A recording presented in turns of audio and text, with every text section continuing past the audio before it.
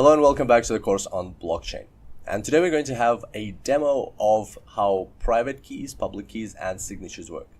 The demo is located on SuperData Science, so if you'd like to follow along, the URL is tools.superdatascience.com/blockchain/public-private-keys/keys. I know it's a long URL to type, but if you go to the course notes, you'll see the URL there and you can just click on it. And before we get started, a huge thank you to the person that created this. It was created by Anders Bronwerf. As you can see, the copyright notice is here, and a huge thank you for allowing everybody to use it freely. So if you'd like a copy of your own, you can go to GitHub and you can copy it to your website and play around it with it too. All right, and also a huge thank you to the team of developers at SuperData Science for putting it up here. Okay, so let's have a look. In the first one, as you can see, there's a couple of menus here, so we'll go through a few of them. So in the first one, we've got an opportunity to see how, let me bring up the slides, that'll be handy. So we have an opportunity to see how this link works between the private and the public key. So there's our private key, there's our public key. So if we generate a random private key, we will get a public key. And as you can see, it's always a fixed length. It's always a hexadecimal number, whereas a private key is just a normal number. So you can actually type in your own private key. So whatever length private key you type in, you will get a fixed hexadecimal number. The interesting thing to note, or probably the thing to keep in mind, is that you don't want to short public key like 12, because anybody can guess that. That's why it's better to generate one randomly, or when you're creating a wallet, just accept the one that they give you. Well, I don't think you have much choice. They just give you one, and it's generated randomly like that. As you can see, it's a huge number, and so that's why it's considered to be unique to you. So that's our private key and public key. Now we're going to look at signatures. So as you recall, here what happens is we have the private key, and we generate the public key. We keep this to ourselves. This is available to everybody. Then when we write a message or create a transaction, we sign it with our private key, but everybody else can use the public key we have to verify that transaction. So here we've got a private key. You can type in here anything again as you like. And this is what we see in the sign phase, and this is what people see. For now, they can only see the public key. Now if we create a message, let's say Adlan sends to Kirill 0.2 BTC. So then what happens is, lost my mouse again, there it is. What happens is now I need to click the sign button, and this signature is generated from the message or the transaction that we've put in here and the private key. And so whenever the message is going to go anywhere, it's always going to have the signature attached to it and the public key, not the private key.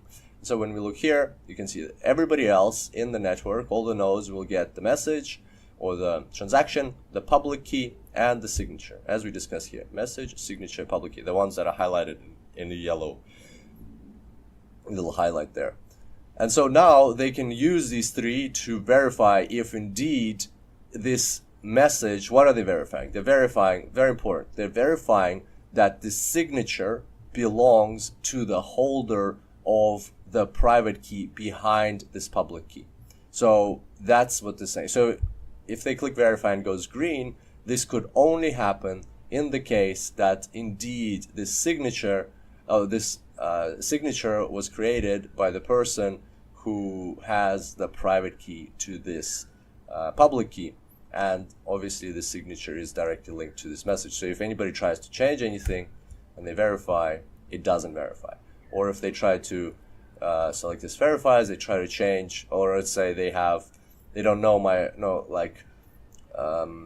yeah, so basically that's it. Like even if you change this, I don't know why you would change this, but like it doesn't verify as well. So, or signature, right? So if they don't have access to my private key and they try to forge a fake signature, so they put in, oh, well, there's no W's in a hexadecimal number. So they put in a fake signature, it's not going to verify. So only if you have access to the private key and you have the message, when you have the private key, you sign it. You can see there, so 3044022, 3044022, and that's our public key linked to this private key. Then it will verify. All right, so that's that part. What do we have next? We've got a transaction. Okay, so here we're just replacing the message with a transaction. See, it says message here, but it's actually a transaction. And so again, you can put in any value. Let's say I want to send somebody 200. Well, here it says dollars. So from this address to this address, and it has a private key. So now we have more kind of details in the message itself, but the whole concept is the same. So here's my private key. Let's say we can put in, our own private key, if you like, just to test it out. You verify. There's the message signature. Now let's see what the public key for this would be, just to because in the verify we already have a signature here. Oh well, yeah, we don't have a public key seen, but in reality, what should be also shown here is the public key, because you cannot verify something without the public key. So if we go to keys and we put in our key here, you can see it's already put in for us. That's handy. So the public key, I just generated a random one. So the public key would be this one. And so people actually also see the public key because they need the private key, the public key, and the message, the contents of the transaction to, not the private key. What am I saying? They need, let's sign this again. So people need the message, the signature, and the public key, as we discussed here, message, signature, public key, in order to verify. And so as you can see, it verifies. And again, if you try to tamper with anything, it won't verify. I wanted to point out here, for full disclosure, right now, I think this one works. If I try to tamper with this one, you see it works. But if I try to change this one, it still verifies, and that's our bad. We'll fix that. It's part of the code. We'll fix the code, so it actually shouldn't verify. So hopefully when you're checking this out, it will go red if you try to tamper with it.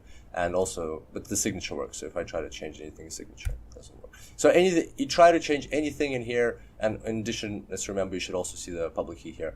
You try to change anything, it will not verify.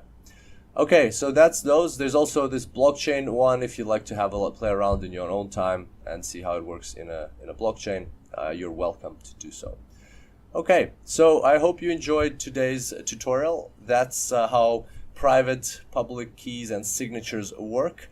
And I'll see you back here on the next one. Until then, enjoy blockchains.